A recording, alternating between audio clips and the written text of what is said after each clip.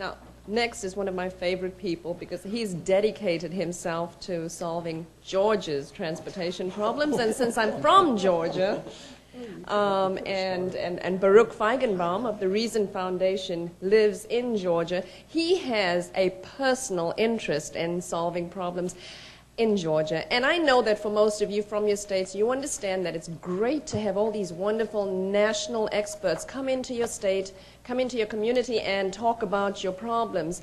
But there is nothing like a homegrown expert to impress your legislators, to impress your elected officials, because of the personal experience and the vested interest.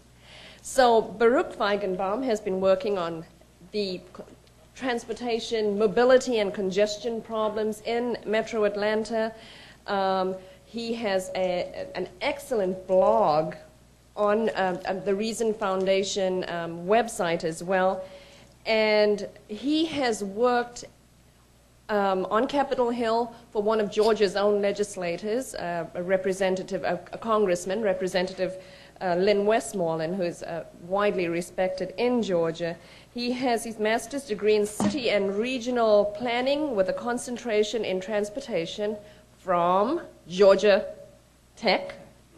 So he is totally Georgia-grown, Georgia-based, and we're very proud to have him here.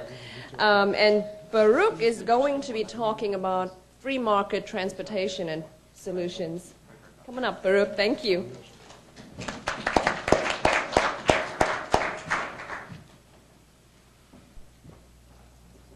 My goodness, I need to thank Benita for that wonderful introduction and slide her a 20 after this presentation for all those nice things she said about me.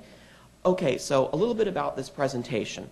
What this is at the Reason Foundation, and many of you know Sam Staley and Bob Poole, both in the room here, we have a project, or I guess a program we should call the Galvin Mobility Program, which is looking at metro areas across the country and solving, or at least attempting to solve, the congestion and mobility problems in those areas. So what I'm basing this presentation today on is an update study to Atlanta, one that Bob first did in 2006 and one that I updated earlier this year. And what I'm trying to do here is take it sort of those concepts on a nationwide basis and say, okay, your city obviously is not exactly like Atlanta, but what can you learn from this presentation? What can you do? What principles can be applied? We've heard a lot of great topics in terms of the federal level, how to fix federal problems, and obviously there is somewhat of a federal role in transportation. But on the other hand, we also all live in states and local communities, and because of federalism in this country, the federal government only does certain things. We need, and I would argue want, the states to do some of those other transportation responsibilities.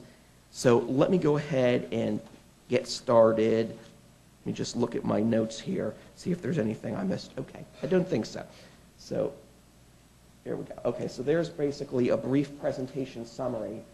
You can see, actually, you'll excuse me, I'm just going to get my laptop here because I don't have my glasses with me. And I realize that you can probably see that a lot better than I can. And so, you might be wondering, wait a minute, he didn't actually talk about that. So let me just slide this up here a minute. Just a second. Okay, so you can see a basic presentation summary.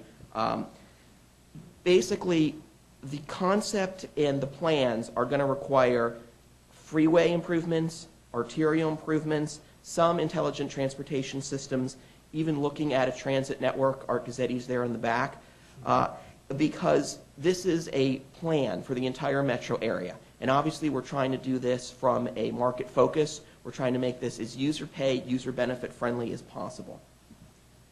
Okay, so on the market-based transportation concept, we have a few things that we're trying to do.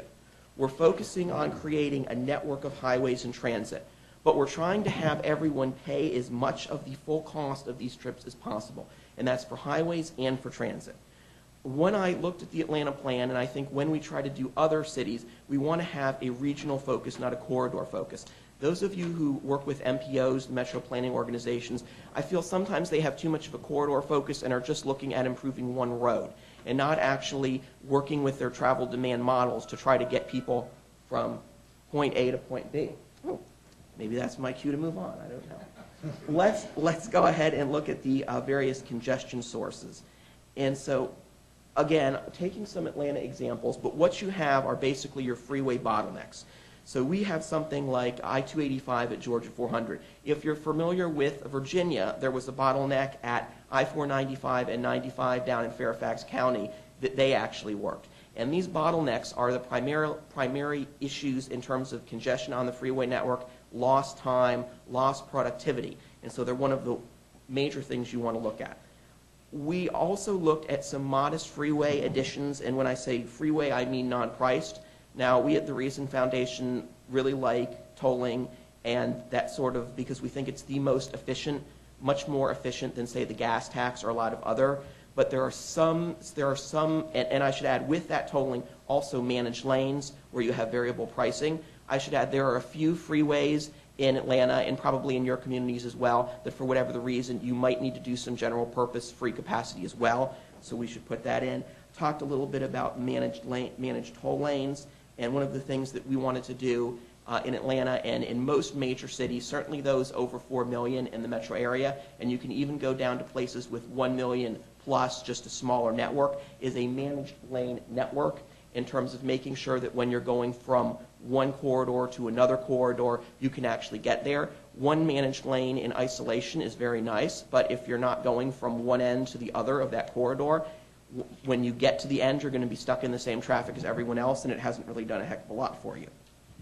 So I talked a little bit about the freeway widenings. I just want to talk a little bit about induced demand, what it is and what it isn't.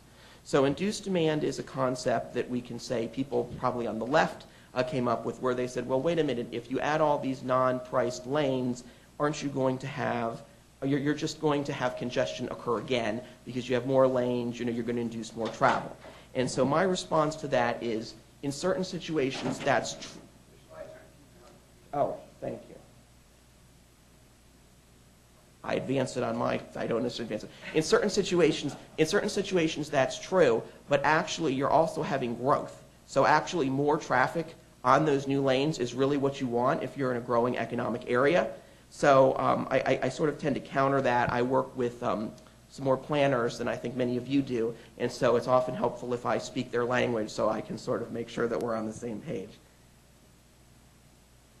All right, this is a general map, and again, I realize this is Atlanta-specific focus, but it's similar to a lot of metro areas. You see you've got your perimeter beltway there, and you've got your outer roads. And you can see, again, there is a minor amount here of new general purpose capacity. Again, most of these roads were based on where managed lanes were planning to go, how many lanes they had, what the state DOT was willing to do, room, all the rest of it. It's actually more unpriced capacity than I would like. But because of the plans in Atlanta, that's what we chose to go with. Again, the managed lanes came out of an original vision, which were hub lanes. And those of you who have been around for a while know a lot about high occupancy vehicle lanes. We had them in Northern Virginia, and they're now actually being converted to hot. I like to say that the problem with the hub lanes is what I like to call the Goldilocks theory. And someone asked me what this is and where I came up with it. And suggested I think of something else, but I kind of like it, so we're going to go with it. And what it is their hub lanes are either too hot or too cold. When they're too hot, you've got too many people using them, they slow down, they offer no advantage over the general purpose lanes. When they're too cold, no one uses them, and you're like, what is this perfectly good lane doing here? It's just a complete waste of space. Why can't I use it? I want to use it. I don't have two people in my car. This is very annoying.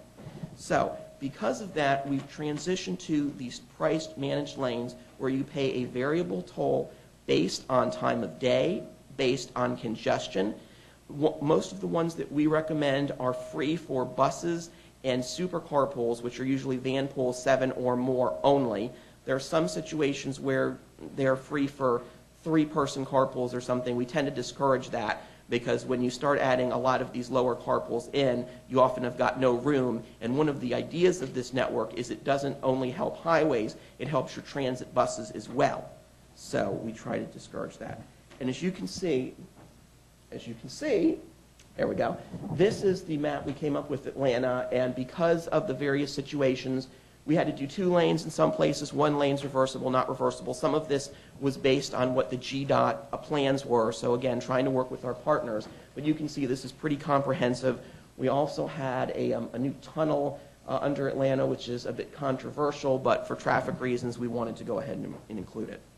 All right, there's been quite a bit of discussion of PPPs already, and there'll be more, so I don't really want to go into it in too much detail, but basically the public-private partnerships are an important part in terms of financing this and also in terms of being able to leverage that for resources.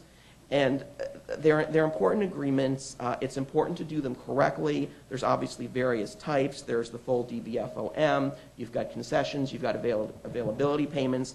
But one of the things we find is that there's often some myths regarding PPPs. So I don't want to go into it too much, but I know it was something that a question that Bob actually had earlier this morning about parallel roads. And we had a big issue in Atlanta with this. And the PPP opponents were saying that you can't build anything within 10 miles of this road. And in fact, if you actually looked at the agreement, you could build a new arterial or even a new freeway 10 feet away from the existing road. You just couldn't add lanes to this new this highway. And I would tell you that a stretch of this freeway is 15 general purpose lanes, the widest stretch in the country. So it's unlikely that GDOT was considering adding more general purpose lanes to it. So just something to keep in mind. Arterial networks are the next thing. And I want to talk a lot about arterial networks because they're really the backbone, but they're quite unsexy in terms of the transportation overall picture, and they don't often get the publicity and the attention that they need. In some metro areas, if you're from Los Angeles, some metro areas have very good arterial networks. And then if you're from a place like Boston and Atlanta, you don't have good arterial networks at all. And arterioles are often referred to as the surface streets, the ones with traffic lights as well. They provide redundancy in travel options. They're relatively low cost to improve, at least compared to the freeways, cost being relative in transportation. And so what we did was we divided the arterioles into two different types, what we called regional primary arterioles and what we called all other arterioles. The regional primary arterioles basically have multiple parts. They have, and in order to improve them cost effectively, this was what we found were the easiest things to do. We put in some variable traffic signal synchronization, which means actually when you're driving along the road in the main direction, you get a green light. This is something that's actually fairly easy to do if you've got some good traffic engineers with ITIS, but often does not happen for political reasons. We looked at putting in queue jumps, which is priority signals to improve bus and BRT service, access management, restricting your turns, and then grade separations, which is putting in intersections for your busiest areas. And if you're wondering what the heck I'm talking about, here are some nice pictures of all of those. So, and as you can see, if you ever see a nice stretch of green lights like this, let me know because I'd like to drive down the street. But in principle, that's what it should be looking at. I also want to talk a little bit about managed arterioles, which is a concept that Bob actually came up with. And this is something that for your busy arterioles, your ones with 6 lanes that are congested, thank you, you really want to use. And you really want to utilize because it's a cost-effective way to improve them. And how it usually works is you pay a small fee to use the overpass or underpass to bypass congested intersections. And the studies in Fort Myers have shown it's actually got a high feasibility. You can see that you've got a small optional toll, and I say small in comparison to urban areas, of 25 to 50 cents. And like managed lanes, they are completely optional. So I understand that the truckers may not be real interested in paying a fee because it increases your cost. And that's fine. You don't have to. This is just an option for folks who want to use it. We don't want to force anyone to use it. There is a way to go through the intersection. It's just an idea of saving delay, or cutting down delay. And I should add, in some metro areas that have good arterial networks, such as Miami, such as Los Angeles, this is an excellent solution that really we think should be implemented more. In Atlanta, because our arterial network is so backward, we're sort of limited in what we can do. But I'd really like to use more of it if I can, but again. So again, here's a map of the Atlanta arterial network. You can see generally what we tried to do, and you can see the freeways on there, is we tried to have an alternative to each major freeway so that if the freeway was congested, if there's an accident, if there's a problem, you can use these. And I can also add that coming up with the managed lane network will provide an alternative on the freeway, because if there's congestion in the general lanes, if there's an accident, you have an alternative, whereas right now you have no alternative. So with the managed lanes, with the arterial network, you're actually going from 0 alternatives to at least 2. Now, hopefully you're in a metro area where you actually have some good alternatives now, and then maybe you'll be going from 2 to 4 or something along those lines. But again, a relatively cost-effective way to improve it. I want to talk a little bit about ITS. Now, I don't want to say I'm skeptical about ITS, but oftentimes the ITS folks sort of get in their own world and they're like, we can solve cancer with ITS. And the reality is it's really not quite that good. But I do think they can be very cost effective, and I think they're particularly helpful on arterioles and transit. And when I say that, I'm talking about these ideas like synchronizing light signals, like making sure that you're actually improving the traffic flow as much as you can. And I put in here, the challenge in 2013 is not actually to use traffic cameras. Many of you probably have a cell phone, and you can go to Google Maps, and you can see that it will tell you the road is either green, yellow, or red, based on the flow of traffic. Well, that's wonderful, but the idea is actually to solve traffic congestion, not just tell you when it's there. And so the idea is with these new ITS systems, what we want to do is we actually want to use the technology to actually improve the flow of traffic, to cut down on congestion. So instead of sticking a Band-Aid on a problem, we're actually solving the problem. I also want to talk a little bit about transit.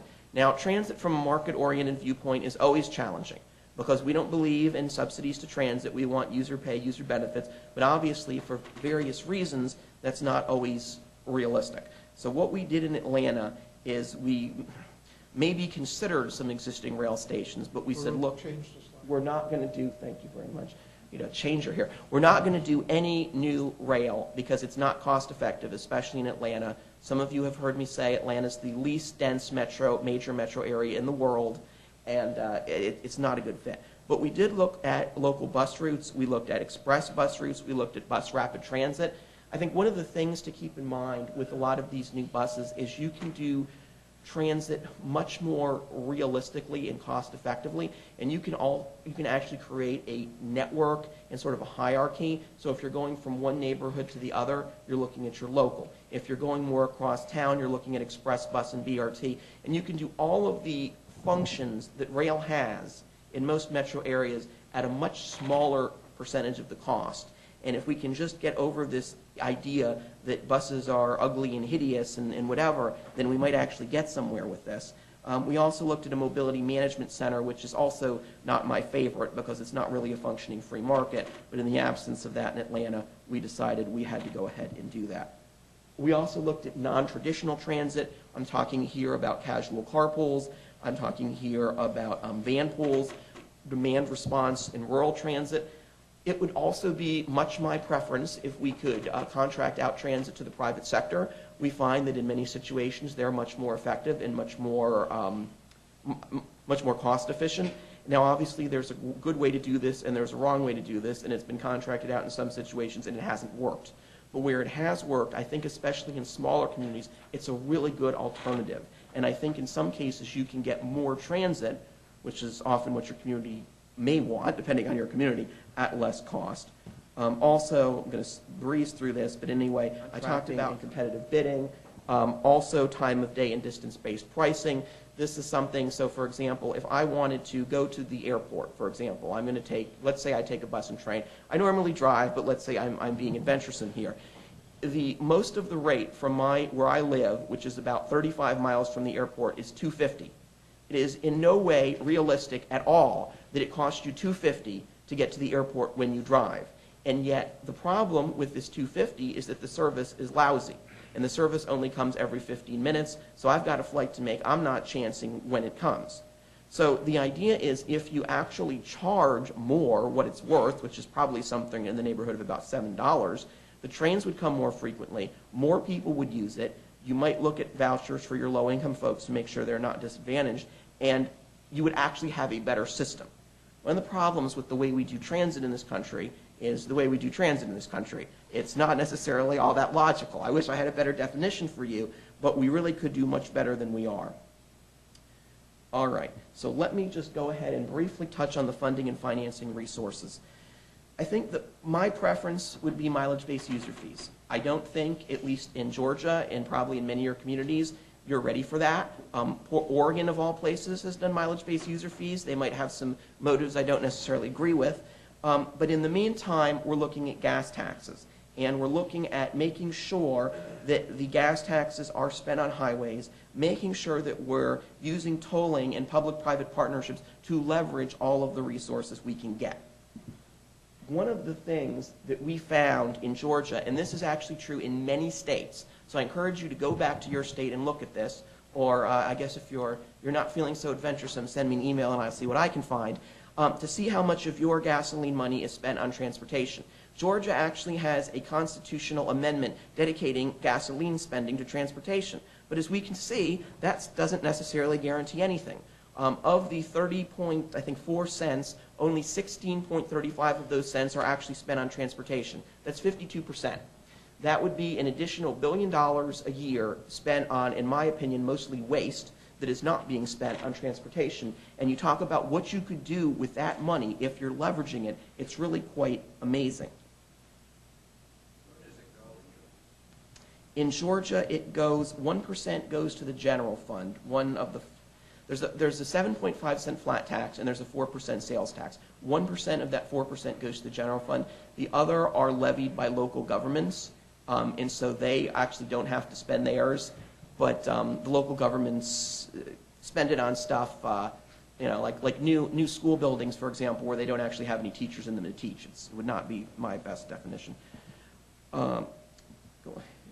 Oh, I also talked a little bit about these other sources. Again, tolling, I talked about mileage-based user fees, electric cars. I do think for these hybrid and electric vehicles, in order to make sure they pay their fair share, we're going to have to go ahead and do something. That's always a political battle. But if you start now when there's fewer owners as opposed to later, you don't have as much of a constituency group. I want to breeze by this. Transit funding, again, challenging. Do you somehow get funding from the Department of Community Affairs, urban development? What can you get from value capture, for example, if you use it correctly on a successful line? I'm not going to lie to you and tell you transit funding is easy, because it's not. And I'm also not going to say I like general funding or gas tax funding for transit, because I don't.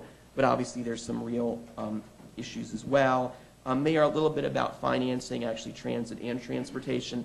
Public-private partnerships we talked about. TIFIA loans, Garveys, GANs. Now again, these are loans. So and in some cases bonds, private activity bonds. So you have to have the funds to actually be able to pay them back. So that's important. But I do think that they, again, with value capture, can give you some additional resources that we don't necessarily think about. All right, and my last slide here, I just want to talk, there's the transit financing slide. I just want to talk about the importance of political coalitions. So obviously we're here mostly automobile fans, not real friendly with transit. The challenge is to go ahead and get our ideas implemented, and there's going to be some people that know a lot more about this than I do talking this afternoon. But just briefly, one of the things you want to do is you want to go ahead and make sure you can get various groups involved and make sure that you can have a campaign that works, make sure that you include all these things. And so for that reason, you might need to look at putting in a little more bus transit than you would like to. You might need to look at including some allies like the NAACP that you wouldn't normally do so. But what I'd like to do is I'd like to implement these market-based transit components, or transportation components, I should say, on a nationwide basis. And to do that from a political perspective, often you have to do some things that you wouldn't normally do. All right. Now I am finished. I will put that slide up, and I will let you ask your questions after you ask the other panelists.